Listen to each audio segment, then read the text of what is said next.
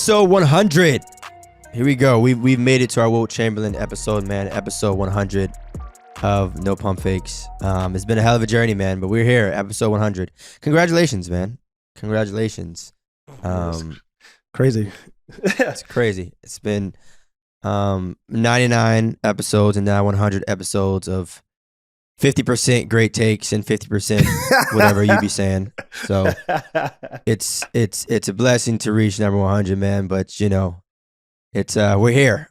You know, shout out to all the listeners of No Pump Fakes that have been awarded, you know, of hearing the accuracy of what I be saying and whatever the hell it is that you be saying. So we're here. We're here. I really think it's the opposite, based on last podcast at least. Yeah. No, definitely a blessing. 100 episodes, that's a major accomplishment. Yeah. It's crazy because I still remember before we even start recording, like we was damn near doing like, you know, pre-podcast before we got the green light and stuff like that. So to see how far test runs. It was like 4 test runs. Yeah, it's 4 test runs. Yeah, y'all don't even know this. We should have like behind the scenes, like full on documentary of the behind the scenes stuff and the test runs that went into No Pump Fakes. And I'm just thinking too of like a couple of questions that we talked about even before our first recording. You know, some of the statements that I heard. You know, Zach LaVine being one of the most talented guard in Bulls history. Shaq wouldn't average 40 in today's NBA. And a lot. I mean, the list goes on and on. None of that is on any episode, recorded episode of No Pump Fakes. So I don't know what you're talking about. There's footage. There's got to be some sort of footage. But yeah, also too, you know, in addition to 100 episodes of No Pump Fakes, happy Juneteenth, everybody. You know, I know the releasing of this episode is will be past the date, but even still, you know, happy Juneteenth, everybody. Happy Juneteenth and happy 100 episodes of No Pump Fakes. Legendary times we're in right now. Legendary times. Definitely legendary. Definitely, you've been blessed. Yes, honestly. You've been blessed to hear my breakdowns, my analysis. You've been blessed. So I'm honored. So all right, so let's you know, episode 100. Let's think of a player to make this episode about. I have one that comes off the top of my head, top of mine. No other than Mr. Kyrie Irving. Is it okay if we have a Kyrie Irving episode? I mean, it's number 100. Is that okay? Is there someone else you would? No, that's fine. You know? I mean, it's one of my favorite players. So cool. What team do you think Kyrie Irving will be playing on next season? The exact same team. The exact same team he's on right now. Good to know. Good to know. Okay, well, I hope. I hope our good brother will be down in the purple and gold. But you know, even if he does stay with, you know, the Brooklyn Nets, that'll still be a special time, right? You know, him and KD getting active and hopefully, you know, remaining healthy, you know, and going a little bit further in the playoffs and everything like that. But it's exciting to think about. You know, it would be a hell of a time if Kyrie and LeBron James, you know, link up as teammates again. That's not really an agenda I've pushed all year long, but you know, talks. It'd be interesting. But the Nets are being idiots, to be honest. That organization, that front office, we talked about it. It's just kind of like they're frustrated because the Brooklyn Nets didn't reach, you know, their fullest potential. But at the end of the day, it's kind of like it was a crazy year. Nobody would have known that Kyrie was not going to play. Kyrie did not come into this past season saying like, "Oh, I do not want to play basketball." But it was just kind of like the vaccine mandate in New York, all these other things, you know, COVID in general. It's just like you got to respect the player's decision. So to try to blame one player and kind of say, oh, it's your fault that our season didn't go the way it was going to, you know, we expected it to go. It's kind of nonsense, especially when like initially they had the opportunity to like let him play part-time and they chose not to do that. And then just to come back towards the end of the year and be like, you know what, Kyrie, we kind of need you. You can play part-time now. So it's just kind of like they got to look at the mirror, the front office, and take some like responsibility, some ownership of some things that they created and done, just like Kyrie as well. So, but I expect him to be in the black and white for the 2020-2023 NBA season? Yeah, well, that's obviously the $1 million question, right? Is what should the Brooklyn Nets do this summer? In my opinion, obviously you keep Kyrie and keep KD by any means. I know the season didn't go the way they planned, but at the end of the day, they're still two of the game's best players and two of the game's all-time greatest scorers. And anytime you can have two of them on the same team, you keep that and figure out everything else. And, you know, I think it's rare to have players like that link up on the same exact team. And health obviously was a concern for this team. Obviously, you know, people talk about, you know, the vaccination and everything like that, you know, playing in play-in tournaments and all that. But either way, you know, it's still Kyrie Irving and it's still Kevin Durant. And you kind of figure the rest out. It's tough to acquire talent in this league. You ask a good amount of teams, you know, how tough it is to draft well, to get certain free agents, to get certain trades. One thing that will always be a guaranteed is talent, right? And so if you're lucky enough to have that, you know, in Brooklyn, then I mean, I think, you know, you should kind of keep that duo together. But now I think the next step is adding and taking away, right, certain players and, you know, what kind of trades and free agency happens. But I think ultimately, if the Nets can keep Kyrie, if they can, you know, agree to a deal and whatnot, you obviously keep him. And obviously, too, you know, talking about Ben Simmons, that, oh my goodness. That's what I'm saying. What's the vibes with Ben Simmons? And also this is just kind of like, what is the option? You trade Kyrie Irving, like who are you getting back? You're probably getting less value. And then it's just kind of like, you think Kevin Durant just gonna be okay with like, oh shit, you traded the guy that I came to play with. You know what I'm saying? Like, oh, you traded Kyrie Irving, like, okay, what do you think's gonna happen with Kevin Durant? I don't think Kevin Durant's gonna just sit there and be like, oh, like, I'm really cool with this and I want to stay with the Brooklyn Nets. So he probably wants out, like, oh, I want out. And then now what? Now you're trading Kyrie. You already lost James Harden. Now you traded Kyrie, and then Kevin Durant's gonna be unhappy. He may want out. So it's just like, what are you doing? Like, then you're back in the lottery for the next 10 years. So it's just like, what is this? What is the like issue? And it's just kind of like, what happened really? It's just like the Brooklyn Nets and their front office kind of drank the Kool-Aid of some of these media pundits that came out and kind of was shitting and bashing Kyrie Irving for the entire year. And conversations about like, oh, he should take, you know, you should sign Kyrie to a 1 or 2 year deal and stuff like that. I wouldn't pay him because you can't trust him and this and that. But it's kind of like, well, he's 30 years old. He's still in his prime. You really think that Kyrie Irving is not going to maximize his potential earning ability and he's going to sit back and be treated like he's in his like 36, 37, like, you know, last little run like Chris Paul, like Kyle Lowry, and those guys got paid. Those guys are the ones getting paid 3 and 2 year deals. You think Kyrie Irving is really going to do that? Like, really, let's really like think about it before we like. That's crazy when you really think about it. Like, what are we doing here? And if you're the Brooklyn Nets, you're kind of being foolish. Like, so you know the crazy part is, like, the crazy part is when people say things like, "Oh, Kyrie shouldn't be paid," or they should trade Kyrie. What's the alternative? We always talk about it.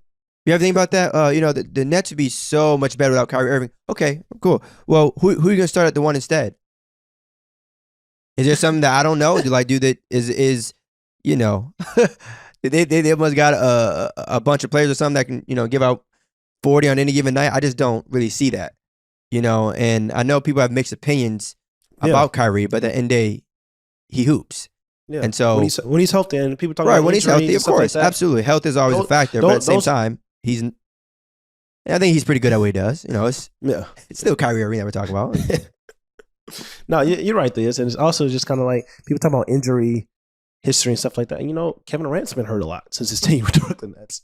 Not talking about getting rid of him. Like, and also it's just like you said, it's just like Kyrie Irving has all the control because he's like, he can opt out of his contract or opt in. That means there's 1 year left. Or if he opts out, he becomes a free agent.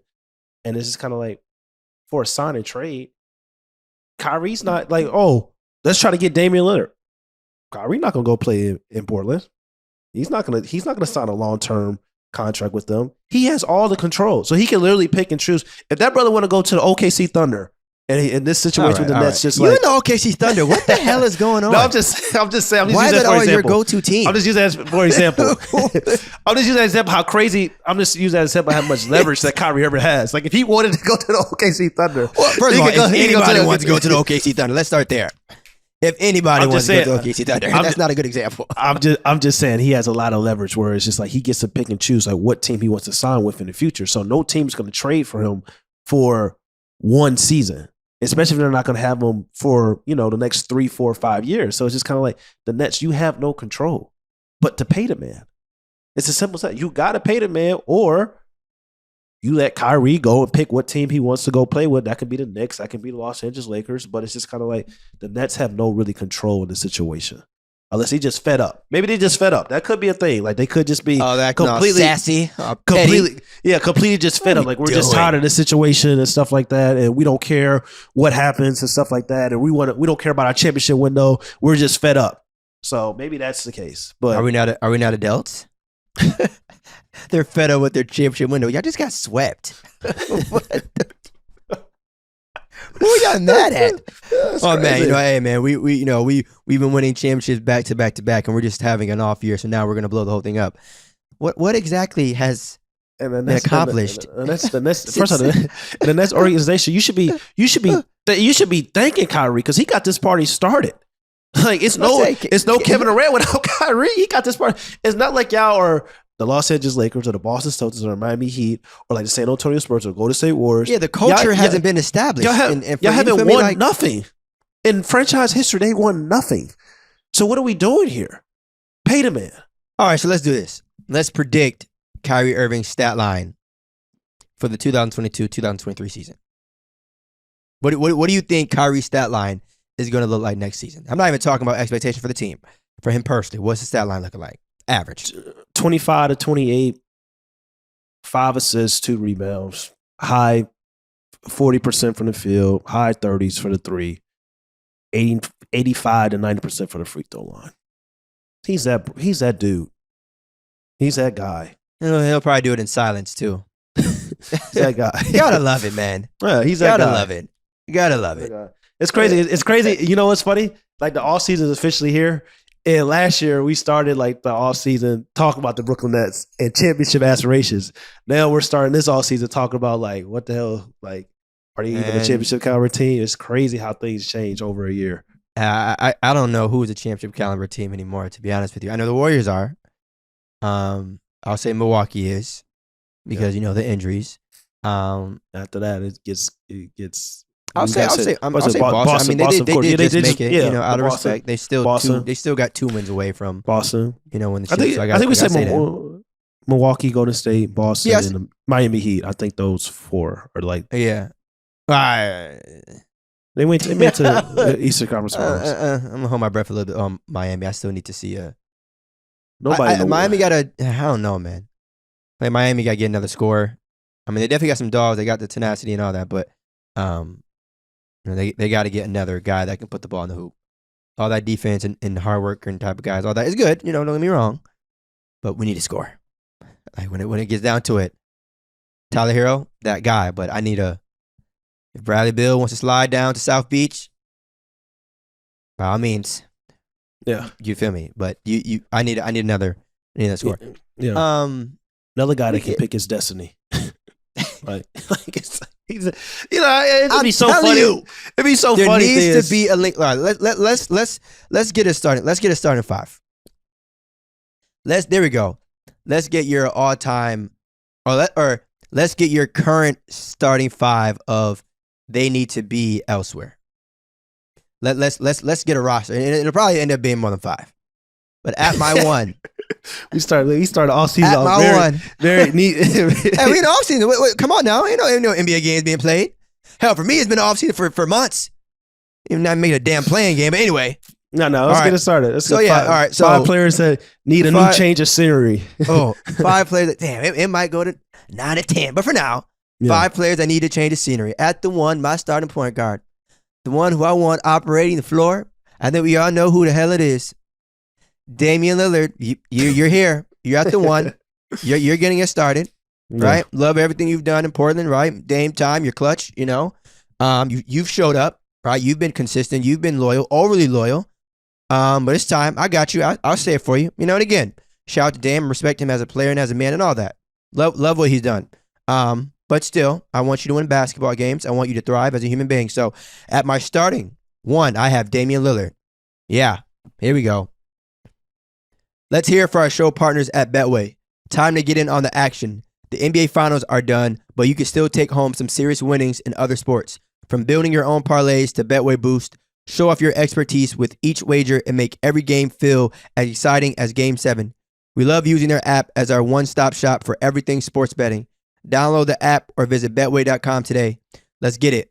Must be 21 plus and present in Arizona, Colorado, Indiana, Iowa, New Jersey, Pennsylvania, or Virginia. Parlays and boosters available on certain selections only. Gambling problem? Call 1-800-GAMBLER.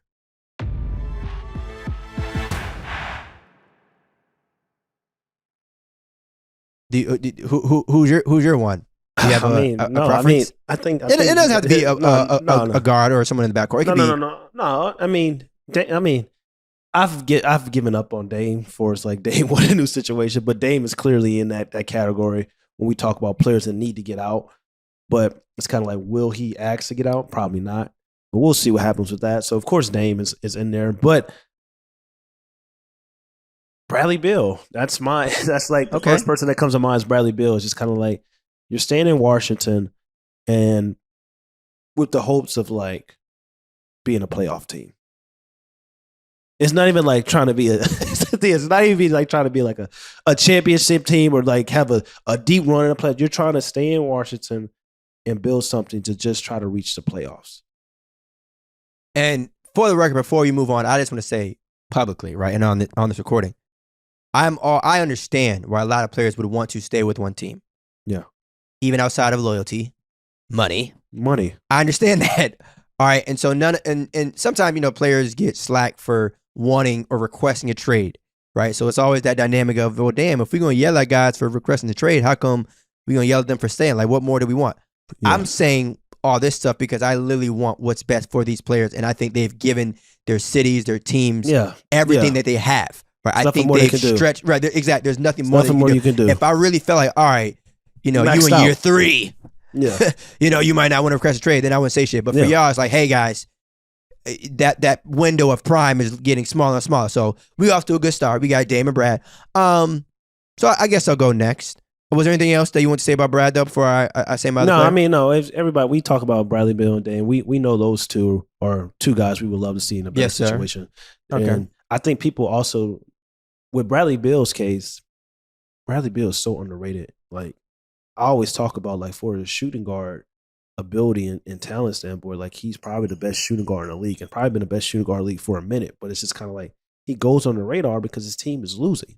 Where there's all NBA selections, where there's all-star appearances and stuff like that, he goes on the radar so much because his team continues to struggle. So, I mean, next person. We know about Brad and Dame. Well, let's change it up a little bit because I'm going to try my best not to repeat because obviously those two guys are probably we top of top.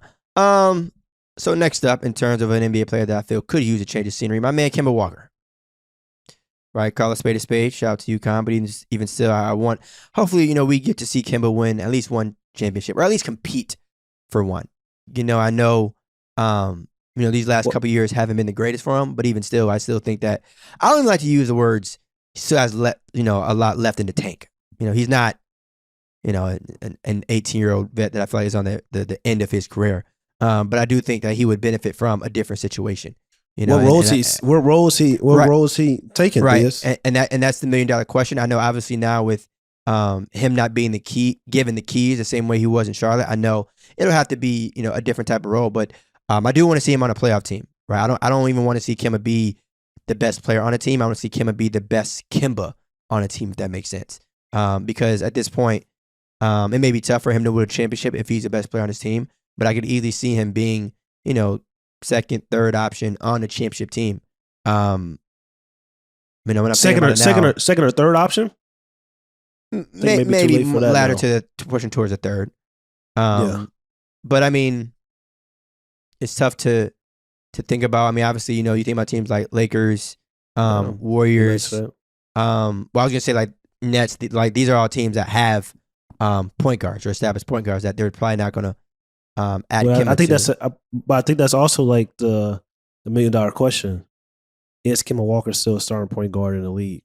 Absolutely. I'm not gonna sit here and say that there are 30 point guards in the NBA that are better than Kemba Walker, bias aside. Yeah. Whether he's struggling or not, there's no way in hell. And again, if you feel like he can go to some random team, right, that's just, all right, let's just talk. There are not 30 NBA point guards that are better than Kemba Walker.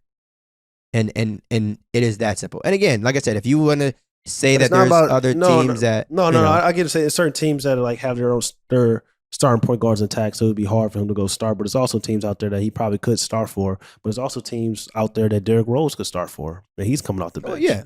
And so is right now Kemba Walker a better player than Derrick Rose? And Derrick Rose is coming off the bench right now? I do not believe so. So that's a question that Kemba Walker is going to have to probably be asked like during this free agency. It's kind of like, all right, well, we're looking at like the situation you was in, and we're looking at your injury history. We're looking at the past couple of years.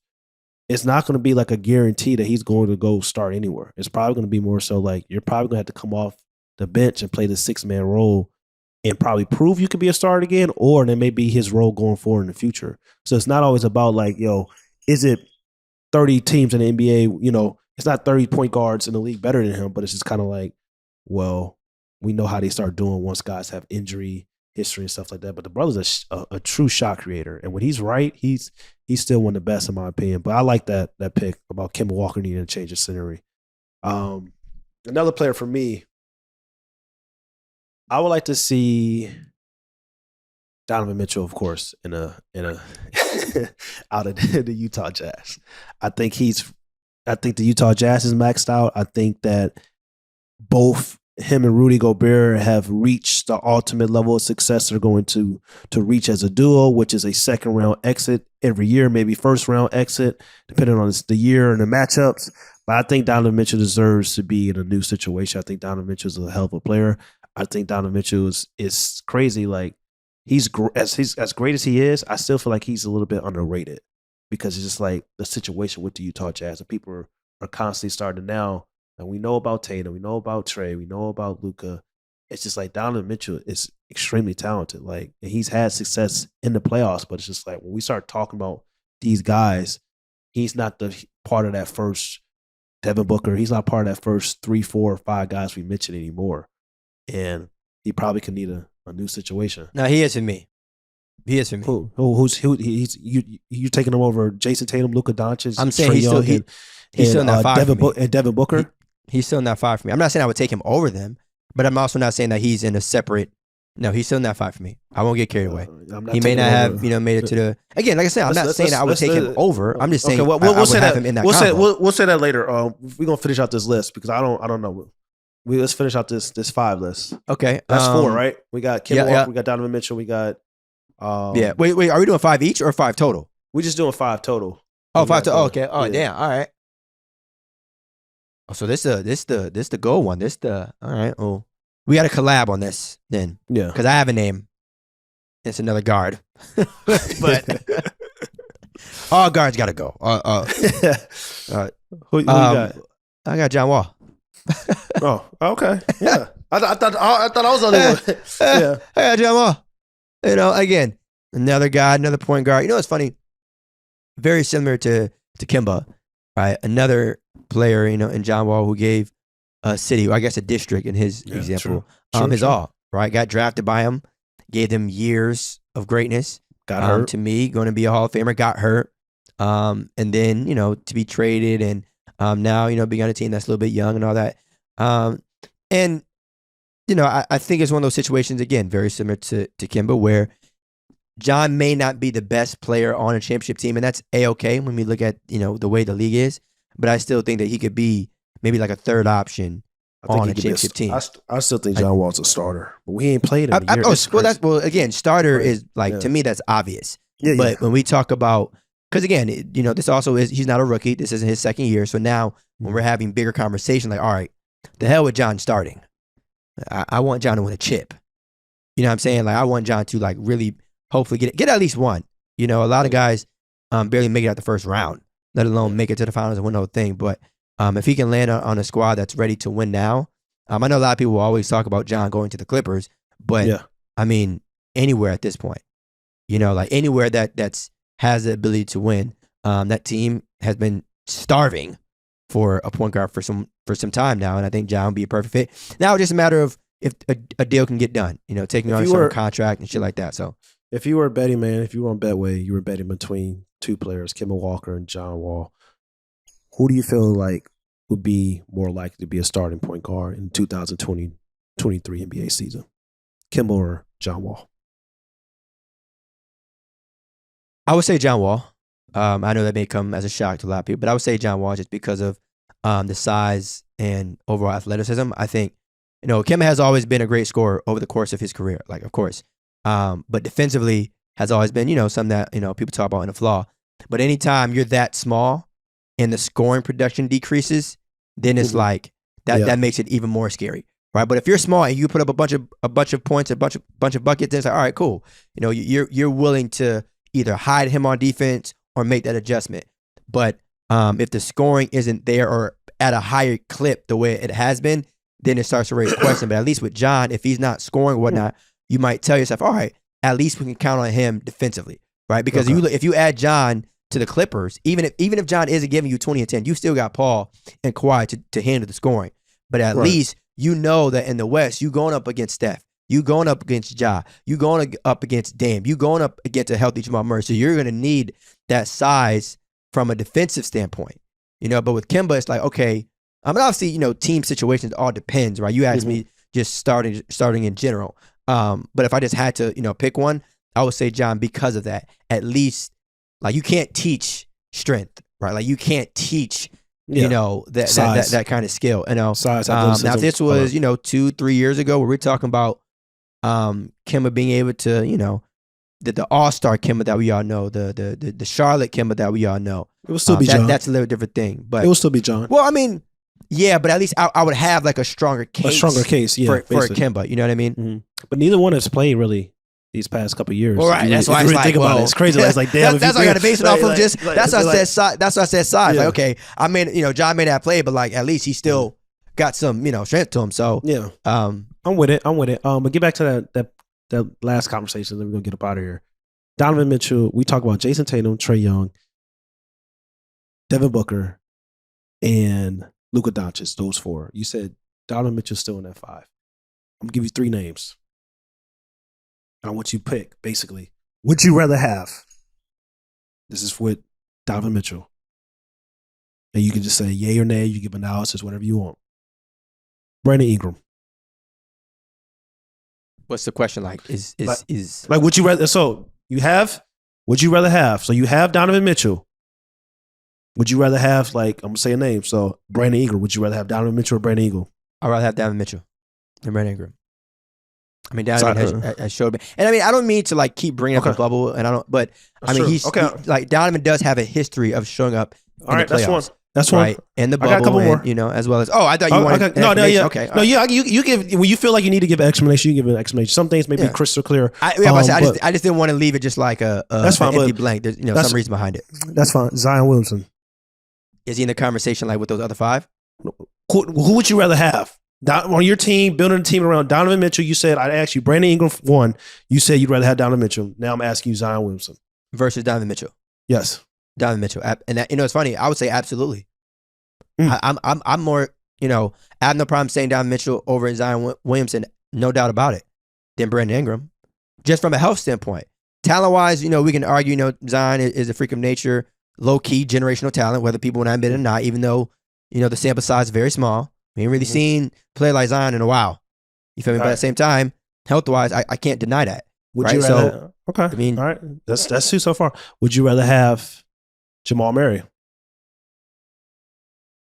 I'm gonna go with Donovan again. Okay. I mean, bro, Donovan's really like that. No, I'm just listen. I'm just asking questions. Yeah, I'm just asking questions. Last one. So I would say Donovan with the consistency. We obviously saw Jamal spaz in the bubble, but consistently we've seen Donovan. Last one. Jaylen Brown. I'm going to say Donovan again. Unfortunately, and here's why. And I usually don't like these pieces of evidence, but it is what it is. We've seen Donovan be the number one option. Yeah. We've seen Jaylen go off. Again, ain't taking anything away from Jaylen, but we've seen Donovan be a number one option when his second player was fill in the blank. Now we've seen bits and pieces of Jaylen do the same thing. If just saw in the NBA Finals. Yeah, whoa, that's not the same thing. That's not the same thing. Finals, Jason Tatum was still on the court. That's not the same thing. True. He was still on the court. So, okay, would you rather have, you just picked for Donovan Mitchell, you basically picked you picked Donovan Mitchell all over those guys. Brandon Ingram is a better basketball player than Donovan Mitchell. Do more, better two-way player, can play the dual forward position, can operate 3 levels, can pass, rebound, and he can defend. He's a better player than Donovan Mitchell. I know Donovan Mitchell's had more playoff success because Brandon Ingram hasn't really been in the playoffs, of course, but he's a better player than Donovan Mitchell. I'm taking Brandon Ingram over him. Jaylen Brown, I'm taking Jaylen Brown probably over Donovan Mitchell as well. I feel like you talk about Jaylen Brown being the second best player on a championship caliber team. Donovan Mitchell needs to be the second best player on a championship caliber team. I don't think Donovan Mitchell is a true number 1 option for a championship team. I don't know about that. I believe so. I don't know about that because we haven't seen him with another Hall of Fame player. No, for real, think about it. Jason Tatum has been able to play with Jaylen Brown, right? Book has been able to play with Chris Paul. And even though those 2 guys are the number 1 option, their second option ain't too far away from him. There's a gap between Spider and whoever the hell the second best player. There's a gap. Spider goes to Miami. He's what? He's what? Is he the best player on that team? Is he better than Jimmy Butler going to Miami? Hell no. So hell no. Come playoff time, he'll be my number 1 option. Scoring wise, but come playoff time, Chris Middleton is probably the number 1 option scoring wise for the half court setting. But that's not the same. That's not the same. You're switching. What the hell? No, I'm just saying he wouldn't be your number 1 option though. He wouldn't be scoring. You probably look for him to score the ball, but he wouldn't be the best player on those with the Miami Heat. And Jimmy Butler's on that roster. Well, put like this. I think it would be a toss-up. It definitely wouldn't be clear. Right? It wouldn't be like Jimmy's out here giving 40 while Donovan's chilling in the corner giving you 13. No, I don't think it'd be that, but I'm just saying, like, I think Donovan Mitchell is in the wrong role. I think he needs to be the second best player on the championship caliber team. This is no knock to Donovan Mitchell. Well, either way then. Okay, all right, put it like this. Donovan and Jimmy is very similar to Jason and Jaylen. Right? Whether a lot of people feel like, oh, Jimmy would be the number 1 option. There's some people that feel like it might be Donovan. There's a lot of people that feel like, oh, of course, Jason Tatum is the best player on the team. Let me tell you something. There are some fans out there that feel like it should be Jaylen. There's a lot of fans that feel like, well, I'm saying though, it's not like it's 100 to 0. I think it's more close to being 100 to 0 than 50 to 50 with Jimmy Butler and Donovan Mitchell. I think Jimmy Butler just does affect the game way more than Donovan Mitchell. And I'm a guy that loves Jimmy has also had the benefits of having better teams, bro. Like he's played with Embiid, he's played with realistically, compare Jimmy. He's played with Cat for crying out loud. Compare Jimmy's second best player to Donovan's. And it's I know about what Donovan Mitchell's going through. But we talk about going through is funny. Free that man. but we talk about being the best on a championship caliber team. It's kind of like the situation where we talk about being a superstar. You asked me, Ahmad, what is a superstar? And I gave you the different tiers, but I also said, basically, I said everybody is the top 10 player in the NBA is a superstar. That's basically what I was saying. I don't know if Donovan Mitchell's a top 10 player. And if he's not a top 10 player, it's hard for me to say that he's probably can be a number 1 option on a championship caliber team. That's just as real as I can be. Let's take a minute to shout out our show sponsors at Betway. The finals are done, but shout out to Betway, which had me right and made me some money in the finals as Stephen Curry and the Golden State Warriors took home their 4th NBA championship. Download the app or visit Betway.com right now. Lock in on your wagers. Let's go. Must be 21 plus and present in Arizona, Colorado, Indiana, Iowa, New Jersey, and Pennsylvania or Virginia. Parlays and boosters available on certain selections only. Gambling problem? Call 1-800-GAMBLER.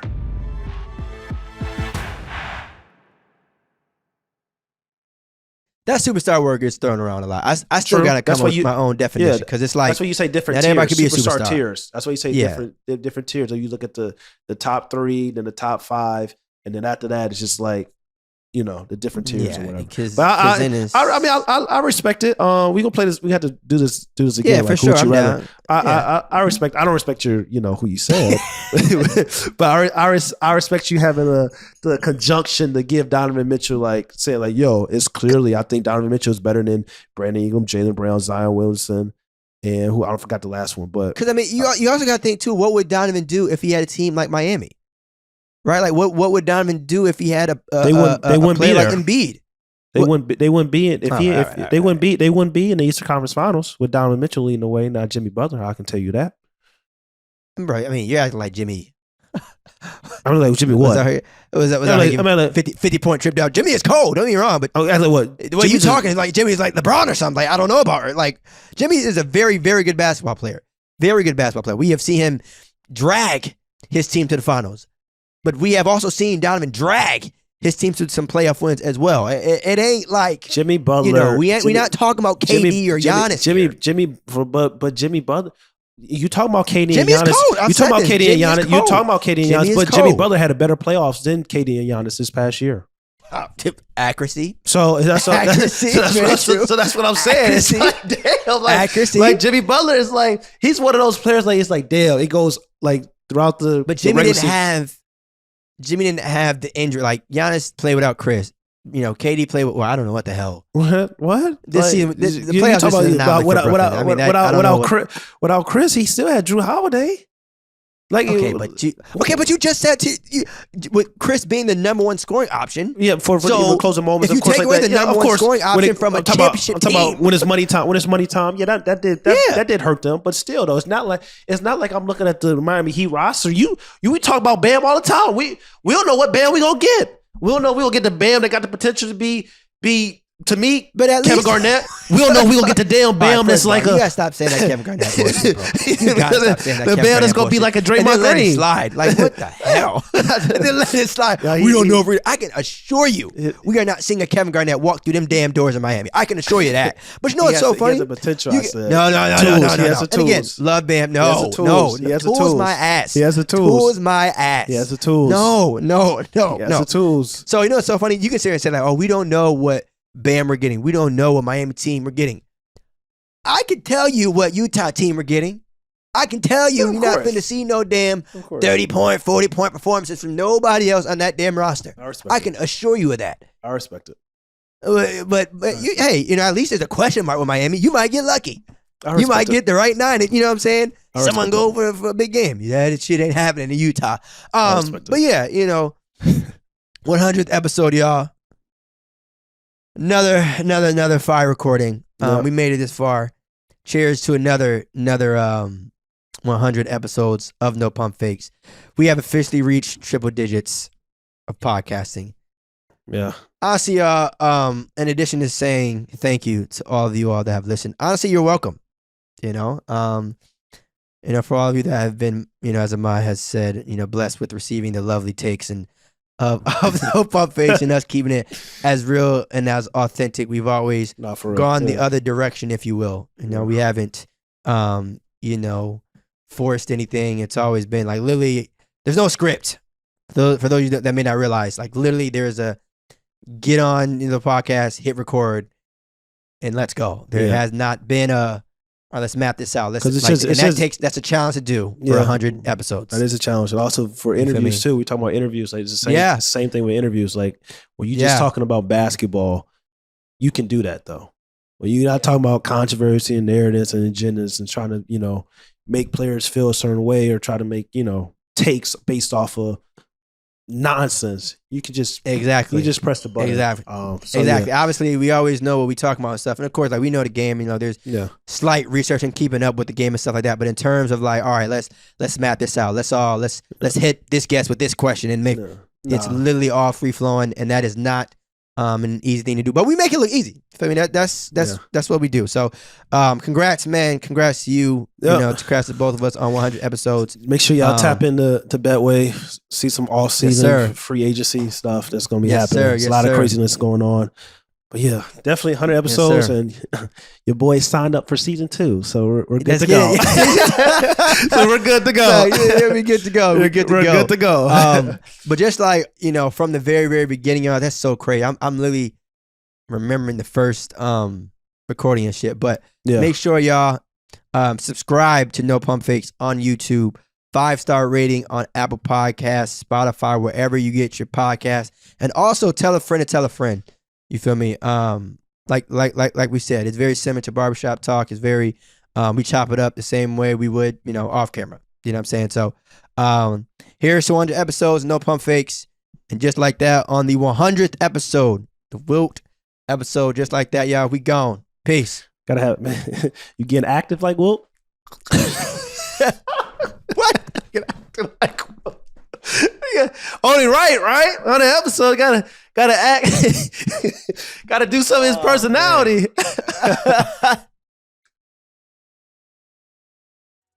Oh man, yeah. We keep that in there. We going, y'all. Peace. We going, y'all. Peace. It's your boy, AK Smith, also known as AK. So make sure you guys go follow No Pump Fakes wherever you get your podcasts.